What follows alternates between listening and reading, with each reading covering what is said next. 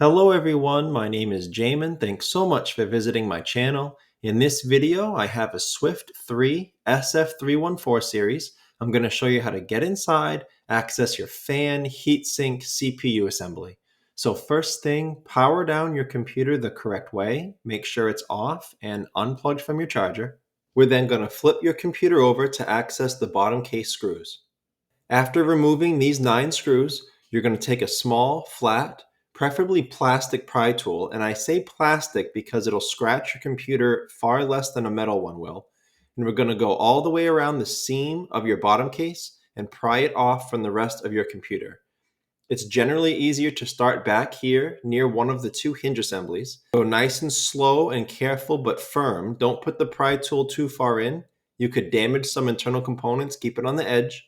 And if you get stuck at a certain spot, just leave it, go to the other side, and continue in the other direction. Now, this bottom case was very tight. It was a little bit of a pain, and make sure that you pry it off from out back here too, near the hinges. After you get the bottom case off, this is what you're looking at for the inside of your computer. Now, as a general computer repair side note, whenever I'm working on a computer in my shop, it's sitting on an anti-static mat. Either that or an anti-static bracelet are great ideas to avoid damaging anything in your computer when you're working on it. If you would like any help with tools or supplies for your computer project, as well as any of the replacement or upgrade parts for this specific model computer, there'll be a link above, also below in the description, and that will be a list of all those tools and supplies that I use in my shop, as well as this computer model's replacement parts and upgrade parts. Now, before I touch anything in a computer, I always either remove or at least unplug my battery. A computer is safest to work on when as little power as possible is running through it. This is your battery right down here. It's held in by these 2 screws and plugs into the motherboard right here. To unplug the battery, there's a piece of black tape here over the plug. Remove that carefully. And as with any wires or cables in a computer, try not to pull on the actual wires if at all possible. They can be damaged. Sometimes they can come out of the plug. So just manipulate the plug if at all possible. In this case, it's easy. There's a grip on either side of that white plug.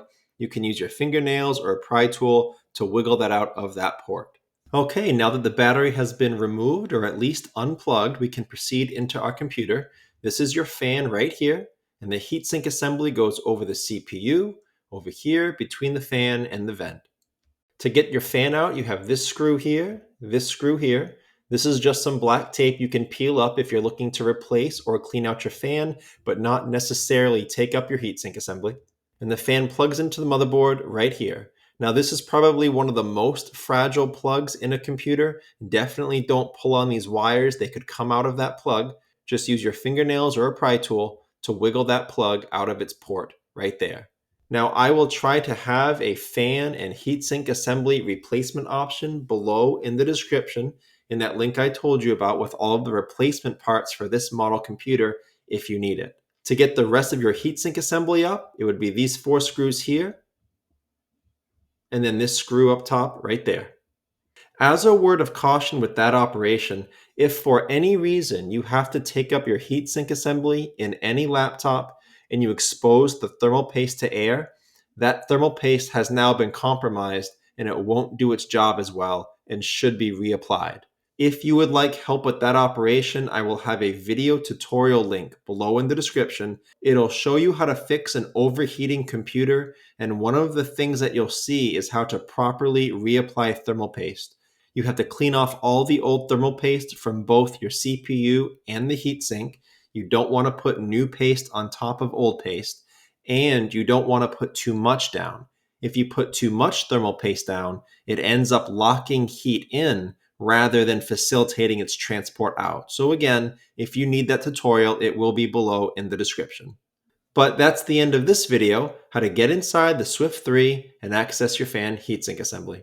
Thanks again so much for watching. Please remember to like and share if this helped you out, if you think it can help someone else out. And feel free to subscribe if you enjoy DIY computer content like this, or if you just want to keep me on hand to answer any of your future computer questions. I do try to answer all questions throughout my channel at least a couple times a day. Also, feel free to check out the related link section below in the description. From time to time, I do try to add things in there that I think will help you with your general computer life, make it more productive, more enjoyable. So thanks again for watching, everyone. I look forward to seeing you on my next video.